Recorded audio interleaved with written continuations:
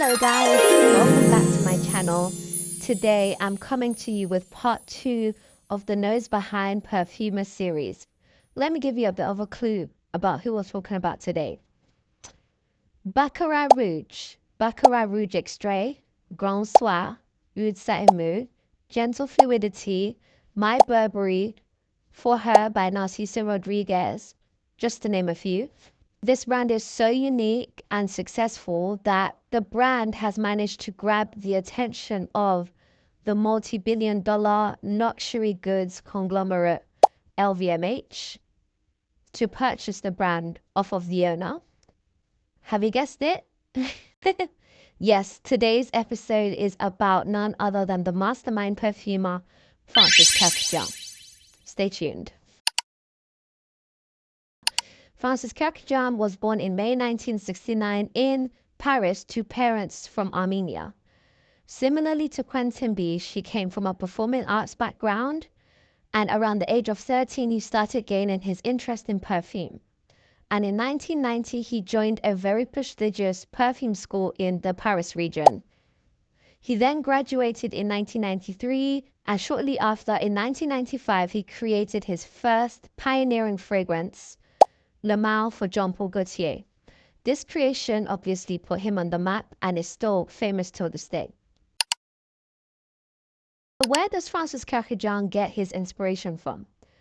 From acting in his performance arts background. In an interview, he likened it to acting, where you have different roles that you may perform. So with perfume, he likened it to how you have floral notes, you have vanilla notes, you have woody notes, you have leather notes, and so on. And your job as a perfumer is to bring those different components together as one person. Similarly with acting, as one actor, you will perform as a antagonist, protagonist, anti-hero. Your job as an actor is to bring those different roles together. He also drew inspiration for his wardrobe concepts that is quite popular within his brand from Yves Saint Laurent. Yves Saint Laurent had a haute couture collection, and this concept was applied to Maison Francis Kurkdjian, as you get to use your personality to reflect in the perfumes that you choose. Similarly how YSL with his haute couture collection, he chose clothes to reflect personality as well. So how does Francis Kurkdjian draw inspiration for his new fragrances? He has stated in interviews that this comes from his life in Paris. He stated that he couldn't stay in the home of modern perfumery Grasse because he wouldn't be inspired and motivated there. Honestly, I can relate as a creative based in a major city. You draw inspiration from everywhere and anywhere. Ideas can come to you at the most random times, when you're on the bus, on the train, when you're at work, when you're in the city center, people are walking about, when you're shopping. And so many different activities happening to you in major cities can really help to foster ideas that lead to inspiration, that lead to concept that you execute. Specific example for this is with the idea behind the famous perfumes in his brand, Petit Matin and Grand Soir. These were actually inspired by the nickname of the city of Paris, which is the City of Light. Francis Kurkdjian also displayed his love for the beautiful sunlight that comes in the morning when the sun first rises in Petit Matin, and also the hopes that it brings for the new day. And he displayed his love for the beautiful sunset that happens every evening in Grand Soir. In terms of ingredients, they didn't go into much detail about ingredients, but from what I saw, it seems like he has a really good relationship with his suppliers, and that is really great for a successful brand. And he also uses a combination of both natural and synthetic ingredients.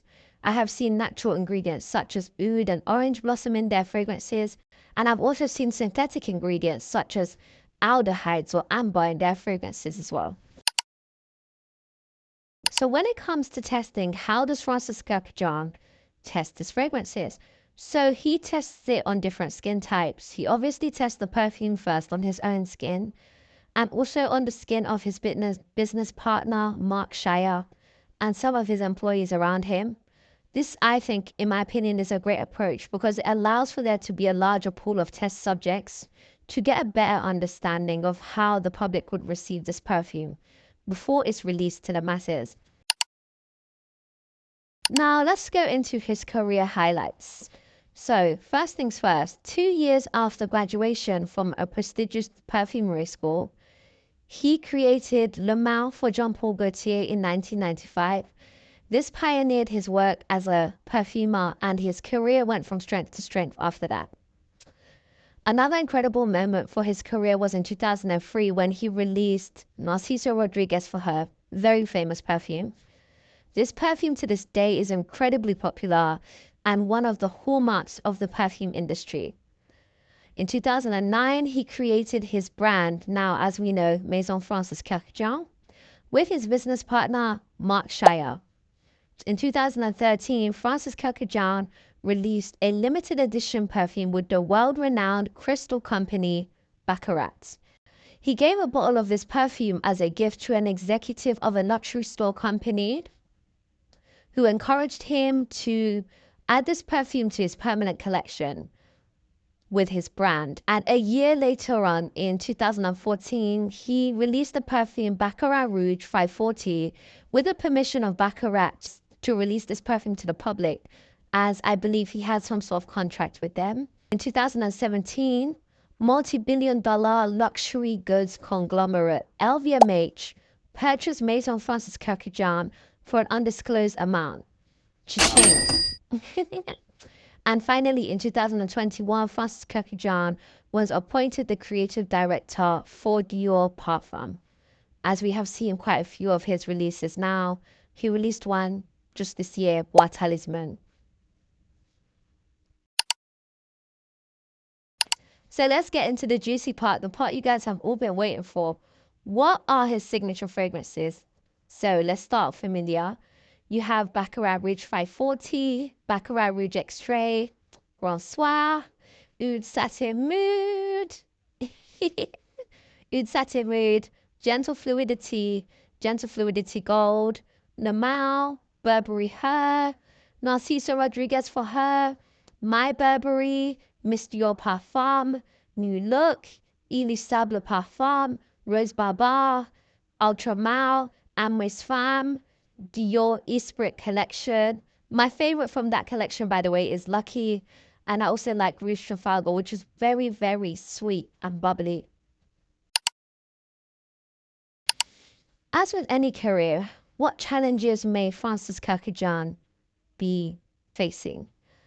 The first challenge that I think that he is facing is that he has faced a lot of criticism since he has joined Dior in 2021 as their creative director for perfumes, especially on social media.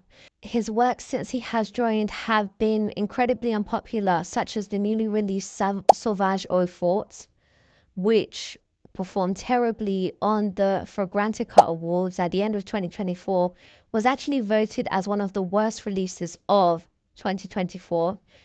Also, the Esprit de Parfum collection was not as popular as people thought it would be.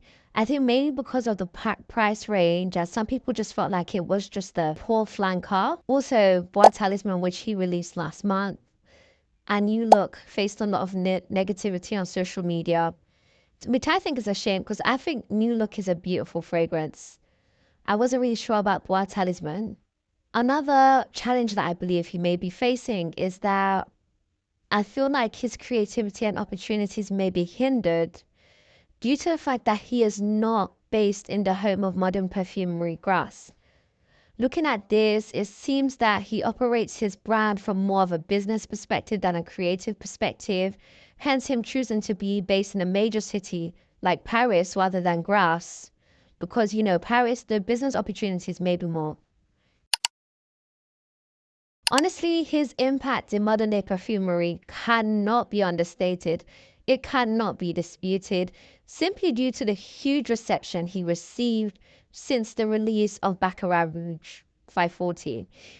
This fragrance has been named as some of the greatest fragrances of all times.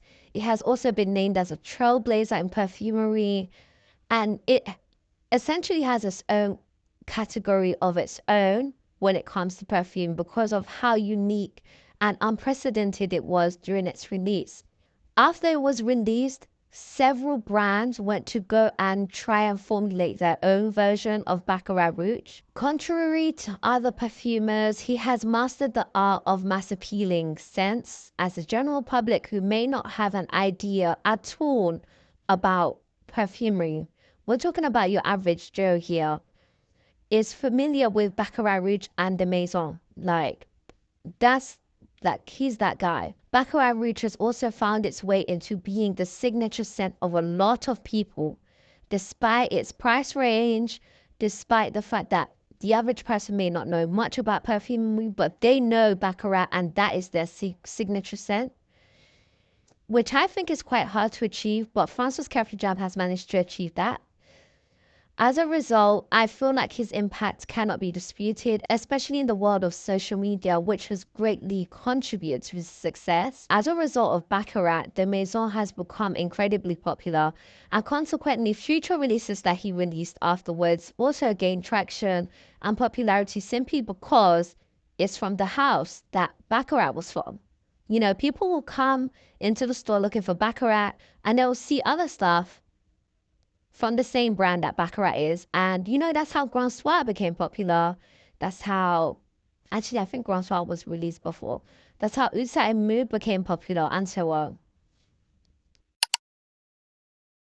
I think at first he had an incredibly positive reception, especially with the release of Baccarat Rouge, and it kind of continued for several years after that.